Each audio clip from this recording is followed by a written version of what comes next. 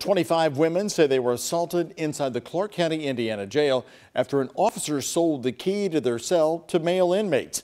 A second federal lawsuit has just been filed in this case.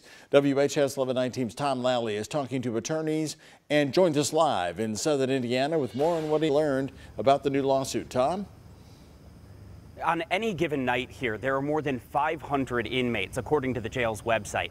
And attorneys say that the women you'll hear about tonight each have their own story. Some were found innocent of their charges, some were unable to pay their bond, and all of them were supposed to be safe and secure the night of October 23rd last year. It was literally two of the worst hours of their lives.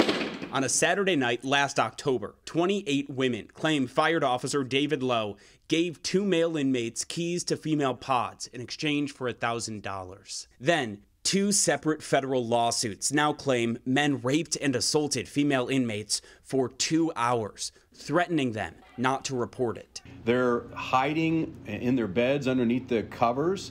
They're hiding in the bathroom. And because of how long this went on, that didn't work. This comes about a month after 20 separate women filed a similar suit with similar claims. Lowe was arrested and charged for crimes connected to that night last October. He'll face a jury trial this September, and the attorney we spoke with hopes more charges are filed. You know, why were none of the assailants charged with any crimes? I mean, you have video, you have witnesses.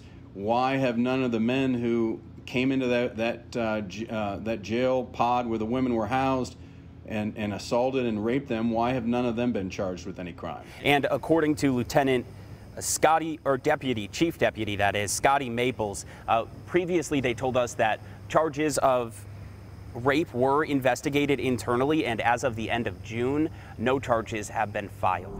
Well, the allegations in this lawsuit are disturbing. A jail guard accused of selling a key to male prisoners who allegedly used it to assault and rape nearly 24 female inmates. When I met with each and every one of these women, and they broke down repeatedly, you get an impression, an understanding of what these women went through. These females were doing everything they could to alert the jail staff. They were pounding on the door for help.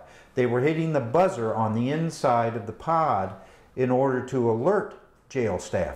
The lawsuit claims once officers did respond, the female inmates were punished by losing privileges. Attorneys say they're now working to get video footage of the alleged incident, but the mere presence of cameras inside and the alleged lack of staff intervention is why attorneys tell 13 Investigates the women are suing not only David Lowe, but also the sheriff and unknown jailers. This was a complete and utter breakdown of the one thing that you should be able to rely upon jails to provide, and that's security. And when that happens in the night, men crashing through the door, and you have zero control from that moment on, maybe you can start to understand the damages these women went through.